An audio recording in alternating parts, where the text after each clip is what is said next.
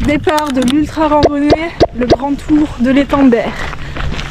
On en est à 450 mètres, il faut qu'on en fasse au moins 122. 122. Prochain ravito dans 25 km. C'est parti.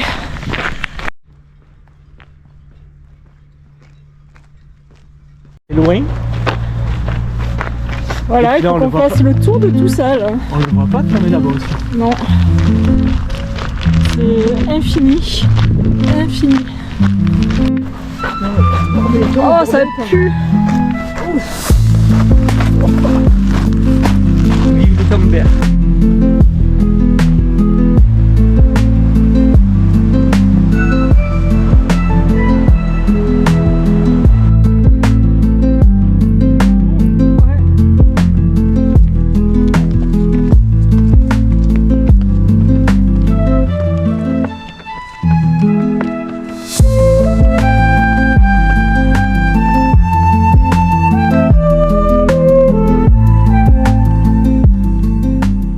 J'ai peur que le café soit du café instantané.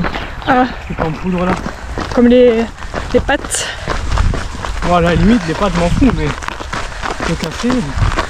Alors, pour cette randonnée, je suis avec Benjamin. Salut! C'est ce pote relou là qui ne s'entraîne jamais, mais qui va plus vite que toi en course. Il s'entraîne une fois par mois à peu près. Et encore. Et il va super vite. Alors, s'il s'entraînait, il serait premier, je pense. Un jour peut-être. Un jour peut-être. Par contre, c'est aussi le pote que quand tu lui lances des défis, il vient. Pas comme certains qui se disent oh, à 1500 mètres de dénivelé, c'est rien. Tu vois de qui je parle? Visé. On en est déjà à plus d'1 heure. Et pour l'instant, ça va. Ça va, ça va.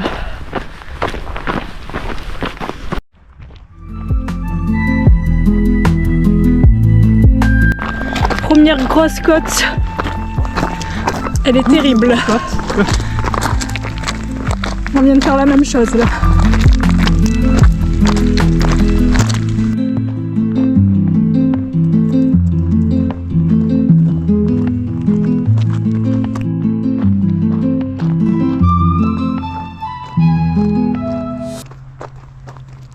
Ça y est, c'est officiel, il nous reste 100 km. À part si c'est pas le bon kilométrage et qu'il y a plus de 122. Mais sinon il nous en reste plus que 100.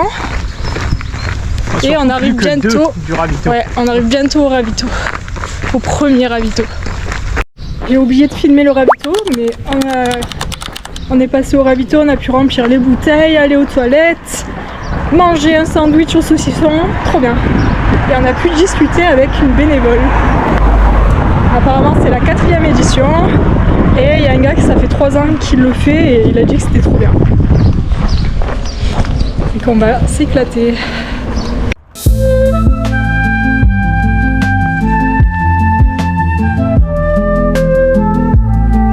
Oh là là, il y a des petites chèvres. Oh, des bébés.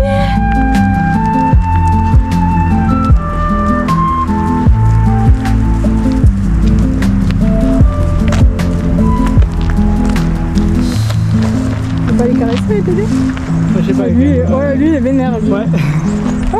Moi je pense que lui il faut pas trop l'emmerder quoi. Coucou. Alors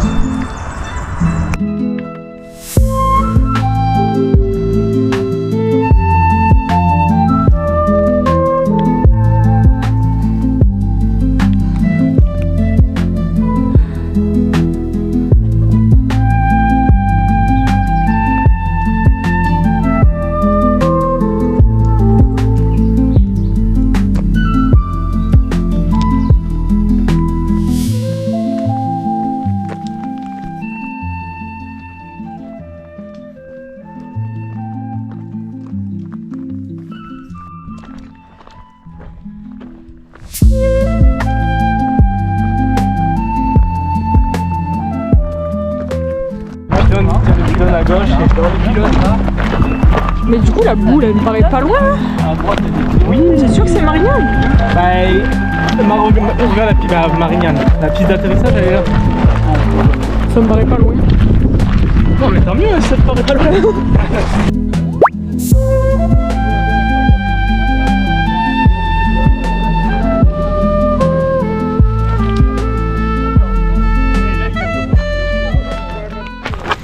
Deuxième ravito passé 40 km et des ampoules plein les pieds. On a un tiers. Un tiers ouais, peut-être. Ouais, Oui, 40 x 3 quand même. un tiers. Là, il nous reste plus que, 25. je sais pas, quelques kilomètres, 25 à peu près, pour arriver à Marignane. Avant un ravito un peu plus long, une douche, des pâtes et un ostéopathe. Alors, comment ça va? Facile. Trop facile? Ouais. Je pense que je vais faire 2 tours du coup. 2 tours. Les premiers sont déjà arrivés à Marignane, alors que nous on vient à peine d'arriver au deuxième ravito. Ils sont 4. Et je comptais arriver à 16h en plus. Elle a pas vu assez. Alors depuis tout à l'heure, nous avons en ligne de mire la boule là-bas. C'est quoi? Bon, c'est un truc à Marignane. Ça surplombe Marignane. Et c'est là où on doit aller. Et tout à l'heure, elle était très très loin. Et là, elle se rapproche de plus en plus. Et maintenant, on la voit super bien. Donc ça veut dire qu'on est plus très loin de l'arrivée, de la demi-arrivée. Une information là. Ça y est, on arrive à la boule. On n'est plus très loin. À partir du 40e kilomètre, mes ampoules sont devenues un gros problème. Je ne m'étais pas du tout préparée à en avoir et ça a été de plus en plus compliqué au fur et à mesure que j'avançais parce que je boitais de plus en plus. Et comme je boitais, j'avais des douleurs qui apparaissaient à d'autres endroits qu'à mes pieds. Mes ampoules, une fois arrivées à Vitrolles, ont commencé à exploser, ce qui n'a pas arrangé les choses. Et les derniers kilomètres jusqu'à Marignane ont été très compliqués. J'ai vraiment eu beaucoup de mal à atteindre la destination. J'ai demandé à Benjamin de partir sans moi, de partir devant pour qu'il puisse se reposer à Marignane pour pouvoir prendre le départ de la nuit en étant un peu frais. Donc je suis arrivée péniblement à Marignane. Je savais que j'allais abandonner. Là, il y a un bénévole qui m'a accueilli, qui m'a félicité, qui m'a dit que c'était pas grave si j'abandonnais. J'ai croisé plein d'autres randonneurs qui, pareil, abandonnaient et qui me disaient que c'était déjà très bien d'être allé jusqu'à Marignane. J'ai quand même fait 62 km. Et j'ai pris ma décision d'abandonner, je me sentais plus soulagée, mais vraiment très très déçue de moi-même. Jamel, lui, il est reparti pour la suite et il a abandonné au 69e kilomètre, donc 7 km après moi.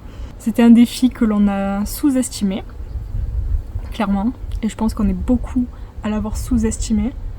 Mais c'était une très belle expérience, vraiment, c'était riche en émotions, on a beaucoup aimé cette expérience et on la refera sans aucun doute l'année prochaine en étant un peu plus aguerri et en connaissance de cause. D'ailleurs depuis, j'ai fait les 24 heures de Peigné où j'ai parcouru 103 km en 24 heures, donc trop fière.